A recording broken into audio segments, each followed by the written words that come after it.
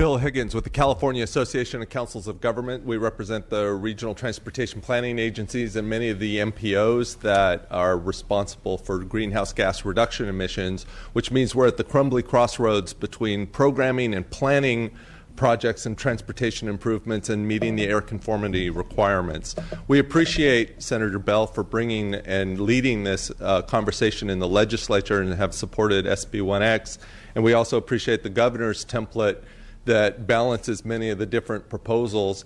But I thought some of the conversations that you had today, particularly around what the crossroads between the emissions and actually, quite frankly, the electrification of the car fleet will have for this discussion for the long-term sustainability of the program, and something that I think needs to be injected into the conversation. We stand as ready to help you. We understand many of the assurances you need. Many of our communities are self-help counties who've actually raised the money with the voters, and they understand that the assurances and the performance and many of the things that you've been talking about today are also a necessary part of the equation if you're going to ask for more money. We support the focus on transportation and goods movement investment, because that is essential to our economy, and we welcome the opportunity to engage with you in this conversation. Thank you. Mr. Chairs and members, Tim Schott on behalf of the San Francisco Bay Area Rapid Transit District, as well as the Capital Corridor Joint Powers Authority, which runs the intercity rail line between this region and the Bay Area and San Jose. As you consider rehabilitation and maintenance, we would point to what Josh Shaw mentioned, that we have some transit properties that are in very significant need of that. BART's transit cars currently are the oldest in the nation.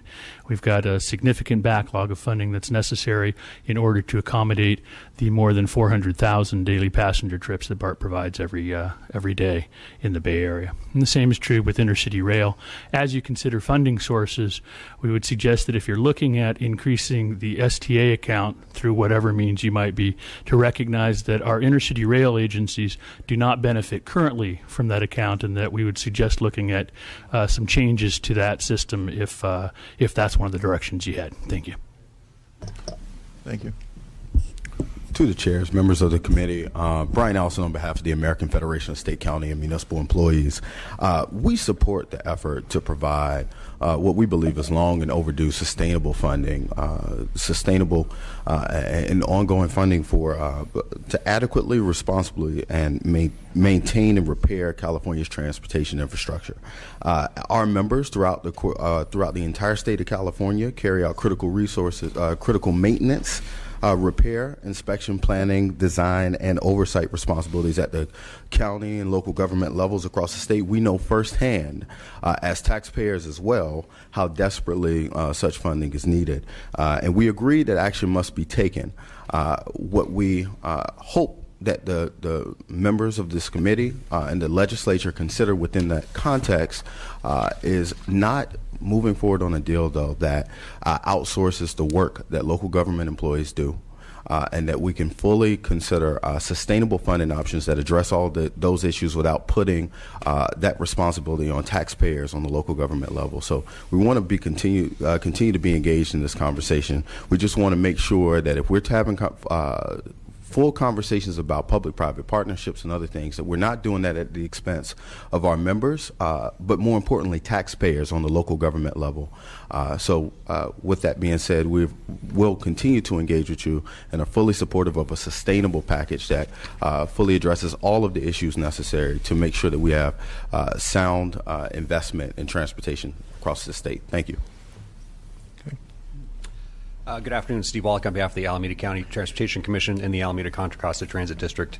We appreciate your efforts to begin this process to reach an agreement on a transportation funding package. We particularly urge the consideration of a balanced package with both the maintenance of the state and local highway needs, the targeted investments in the trade corridors, as well as transit investment.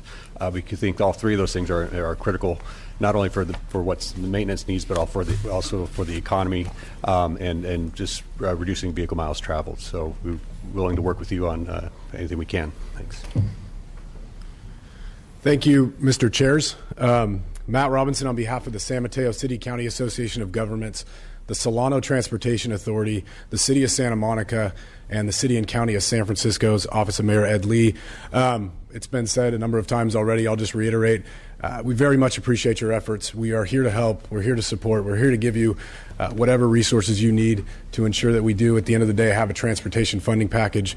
All that being said, we're very much appreciative of the governor's proposal, which does in fact call for a multimodal approach to addressing our needs, noting that there's not only a very much needed funding shortfall on our streets and roads, but also on our transit systems, which in many areas of the state are key to reducing our congestion and the wear and tear that happens on those roads and alleviating the future impacts of our growing population. So with that, I just end by saying good luck. Goodbye and good luck. Chairman, committee members, Silvio Ferrari with the California Building Industry Association. First off, thank you very much for bringing such a wonderful group of experts together today for this discussion. Most of what I was going to say has already been said, so I'll just reemphasize that if we're truly going to make a dent in this and provide reasonable solutions, we have to have a long-term strategy. The strategy has to include long-term, consistent, year-to-year funding. It has to account for some of those project delivery methods that expedite project. It has to have reasonable and strong accountability measures and ensure that any of the regulatory processes are only there to help and not hinder that delivery. So again, look forward, and thank you for doing this. Look forward to participating. Good afternoon, Mr. Chair, committee members. Michael Smith with Tykert. I am here just mostly as a small business, a family-owned business. We actually have contractor's license number 8, which is the oldest active contractor's license in the state of California. We are here in support of this process. We have obviously weathered a great deal of storms over the last 120-some years. This seems to be a pretty significant one. So, we've realigned our company, and we've made the adjustments to accommodate the recent recession.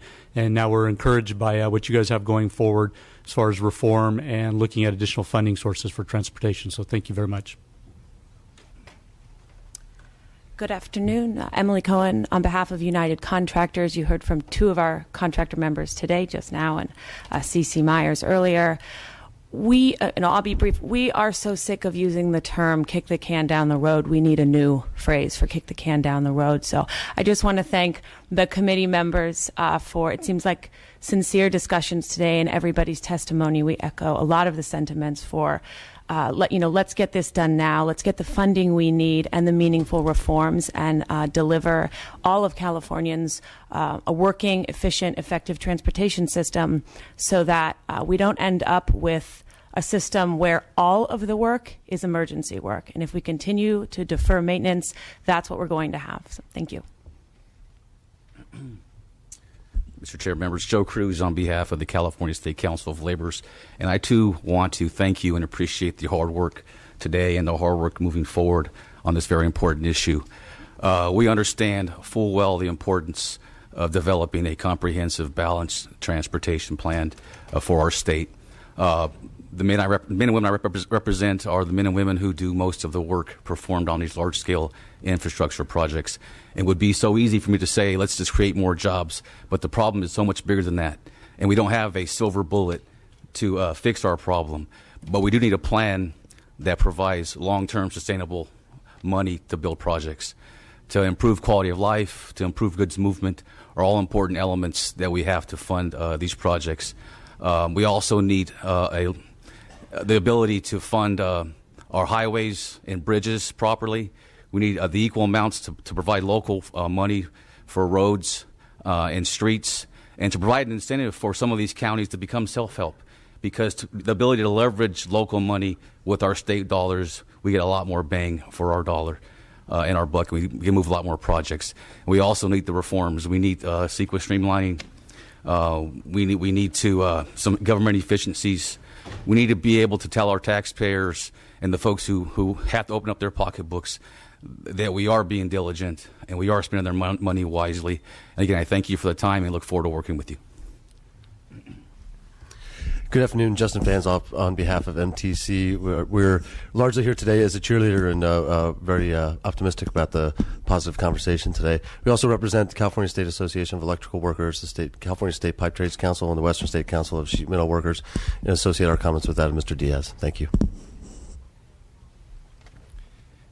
Good afternoon. Russell Snyder, Executive Director of the California Asphalt Pavement Association. We represent the asphalt pavement industry all across California. Senator Bell, you didn't say it today, but you said it previously, and it really stuck with me. This is tax avoidance. These kinds of investments can really forestall much bigger investments downstream. So we really support this very difficult and complex effort. Just 2 quick points I'll leave you with. Number one is there's never been a better time in history to invest in pavements. There's been decades of research. This is coming to fruition right now. They're more durable, safer, greener than they've ever been. So this is really an excellent opportunity to invest in our pavements and make them safer and smoother and more fuel efficient. This is where 2 important goals for our state come together. The nexus is everybody wants a good quality of life, being able to get to where they go and in safe and smooth roads, but they also want a good environmental quality. And smoother pavement, studies have shown, it reduces fuel consumption, reduces greenhouse gas emissions, and so we can have those 2 goals coming together in this effort. So we thank you very much, and we fully support the effort. Chairman and members, Michael Pimentel here on behalf of San Mateo County Transit District, Caltrain, Solano County Transit, San Francisco Municipal Transportation Agency, and Santa Cruz Metropolitan Transit District. I wanted to thank you all for the very serious conversation that was had today, and to echo some comments made by previous speakers, specifically with regards to public transit. As this transportation funding package comes together, we wish to remind you to also consider the needs of public transit, which of course serves to increase mobility options and improve environmental objectives that the state is striving to achieve. To that end, we think that the governor's proposal to advance $400 million annually for public transit makes good sense. We think that if that proposal is ultimately included within the transportation funding package, it should be allocated to the existing programs that were established just last year, those being the LC TOP program and the TIRCP. Thank you so much. Goodbye. Co-chairman and members, Andrew Antwi here today on behalf of a few clients. I'll begin with Los Angeles Mayor Eric Garcetti. He's on record in supporting Mr. Bell's bill. We're also in support of the administration's proposal in that it's a balanced investment plan across both transit and highway needs. Also, on behalf of LA Metro, we support bringing roads to a good state of repair. We have the largest bus system in the state, probably second largest in the country, and we need good roads. We need smart streets. We need signal preemption. Our transit riders want a good experience. They want pavement that's not deteriorated, and so it's not an either or. Even though we operate a significant amount of transit, we very much support the road investments. Obviously, we're in the process of making huge investments on the transit side as well. And so we definitely see the multi-year commitment of transit funding as a plus from an LA perspective. And I'd be remiss if I didn't mention Metrolink is another client of ours that is very supportive of investing in the transit and intercity rail capital improvement program. They've been very successful with that and has allowed Metrolink to increase its fleet and change over its fleet to Tier 4 clean locomotives. It's the only source of state funding that they would be able to get directly. And so having that balanced approach, I think, is a cross-cutting theme. And going back to my City of Los Angeles hat, the goods movement investment is a very, very fine investment. The TCIF would be a good place to kind of refill those buckets. There's a lot of regional planning and coordination that goes into TCIF, and so we support that common thread between the plans that we've seen. And we thank Republican caucus in both houses for the work that they've done to put proposals on the table. These are proposals that we're taking a very serious look at. I'd also mention that at LA Metro, we've seen from the CEO down to board members an interest in taking a look at P3. There's legislation that's been introduced by Mr. Nazarian as well. And so it's not an either or. We have a very large, complex transportation system in the huge metropolitan area, and we need investments across the board, and we need to look at different strategies. Last thing I'll say is the state of California has a track record in getting bipartisan deals on transportation. See me later if you want to see the list of bills, but it's been done before. And so I encourage you to do that and to keep at it. Thanks. Mr. Chairs and members, Jolena Voris here on behalf of the Urban Counties Caucus. We're the 12 most populous counties in the state. We are in support of Senator Bell's bill, SB1, the extraordinary session. We're also part of the Fix Our Roads Coalition, and we certainly align our comments with those of the League and CSAC. They've done a lot of work on this. However, I just want to make 2 quick points. We do believe strongly that it should be equitable between the state and the local systems as far as whatever funding source is derived. We're in support of the various reforms listed by the League. Also in support of continuing the conversation and make sure we don't defer our maintenance and create more problems for us down the road. We're all going to pay more if we don't do something now. And so we would sincerely appreciate these conversations continuing and hope that we can come to an agreement in the short term. Thank you. Yes, Mr. Chair, members, Roxanne Miller, representing Mayor Sam Liccardo and the City Council of the City of San Jose. Would just quickly like to leave you with one example of what results from inaction. The City of San Jose has a backlog in pavement of $504 million currently. If we maintain 2,400 miles of pavement, if no action is taken to stem the problem of lack of funding, that annual need will grow to $104 million just in San Jose. So we're here today to thank this committee for the major step that the legislature has taken, and that is to come together and call this joint legislative session. You hopefully will hear and will continue to hear from your county and specifically from your cities in each one of your districts. This is real. The issue is before you. The opportunity is to address it. We stand ready to help you.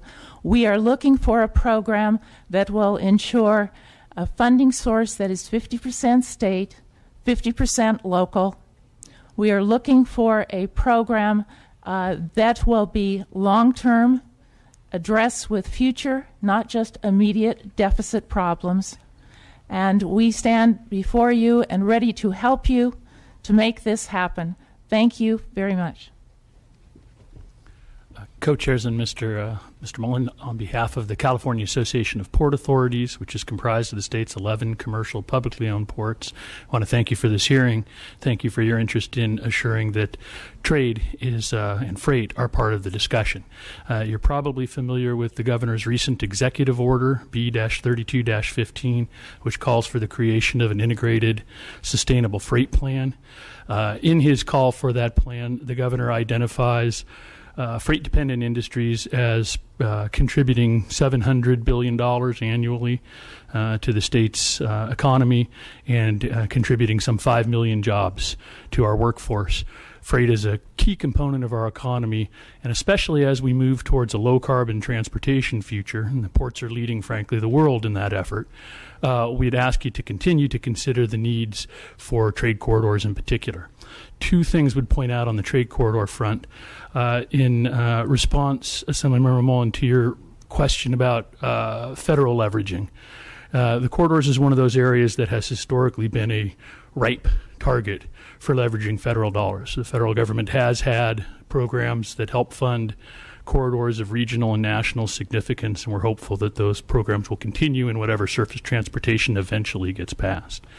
We'd also ask you to consider, as you look at those corridors, the first and last miles of those corridors. Those are traditionally not funded, and they're the portions of a corridor that have the most impact on the local communities. So places where we can really help the local communities at the same time we help the national and state economy. Thank you very much. Good afternoon, co-chairs and Assemblymember Mullen. I'm Jeannie Wardwaller with the California Bicycle Coalition, also here on behalf of PolicyLink and the Natural Resources Defense Council. We thank you for taking up this issue and addressing revenue for our transportation infrastructure. We worked with a diverse coalition, several folks who are here today and many others that represent people that use our system to get around and not just business interests. Especially low-income Californians that can't afford to drive or live near live near where they work. We shared a letter with your staff outlining a number of recommendations. I'll just focus primarily on one thing. Our system of roads and highways are absolutely failing. We acknowledge that. We need to fix our pavement and our bridges. We support that effort, and it's important to all users of our roads, people who are walking and biking, in addition to people who are driving. But the reality is that most of our roads were not designed to support the vehicles that they carry today, and we have to figure out how to make more efficient use of our existing roadways. Those vehicles will continue to erode the roadways. We'll be back in the same position talking about how we fix our pavement another 10 years from now. They also spew pollutants into the air and are worsening climate change. And we have targets to meet in the next 15 years and 35 years from now. We have to stop focusing our transportation investments on only how we move cars and trucks. We have to give people other options. We need to invest in a system, a full system, one that enables Californians to travel to all the destinations they need to get to without relying on a car. And specifically, we urge you to make street-level investments that make it easier for people to walk and bike and safer. Things like protected bikeways, trails, sidewalks, and safer street crossings that connect neighborhoods seamlessly to transit. In every community, we'll provide healthier and more affordable travel options, take cars off the road, reduce the future maintenance burden, which we're so concerned about today, and also reduce greenhouse gas emissions and air pollution, creating a more sustainable California. That is the type of reform we should be talking about today that is really making the most efficient, cost-effective use of these dwindling resources that we're talking about. Thank you. Thank you, co-chairs, Assemblymember Mullen. Joshua Stark on behalf of Transform, an organization dedicated to equitable and sustainable land use and transportation policy. Thank you for the time to speak. It was a bit unfortunate to see that no voice was given to the earlier speakers, to those who represent nearly 1/4 of daily trips in the state, those who take rail and bus, those who bike and walk. Make no mistake right now. We are discussing here today the maintaining and even in some cases the expansion of infrastructure for the single largest greenhouse gas emission source and often the single largest emitter of local air pollution in our state. We have now a system that was in large part built many decades ago, a system that no longer meets the needs of millions of Californians who care about our climate and who care about our children's health and safety in getting to school and getting to themselves to work and getting their parents and grandparents to facilities that they need. And who would, if they had real choices in their transportation infrastructure, would take those choices and by doing so save thousands of dollars. One great example in the Bay Area, 40% of low-income households that live within a half mile of good transit own between 0 and 1 car, because the option is so cost-effective. In Los Angeles, where we're led to believe that it's the king of cars, that number is 41%. So households who have access to high-quality, reliable transit use it at very high rates, and by doing so, they damage the road less frequently, and they also contribute to a healthier climate and safer neighborhoods when they get out of cars. The administration and legislature in recent years have set a course for the nation and the world to address climate change and prioritize our most disadvantaged communities while we do so. This special session is about what we want planned and built over the next 25 to 50 years, which coincides directly with those targets that we've set. We can choose to fix infrastructure, whether good, bad, or ugly, or we can choose to truly plan and build based on what Californians really need today and not what they needed 50 years ago. Real transportation choices that improve the safety and health for all Californians. Thank you.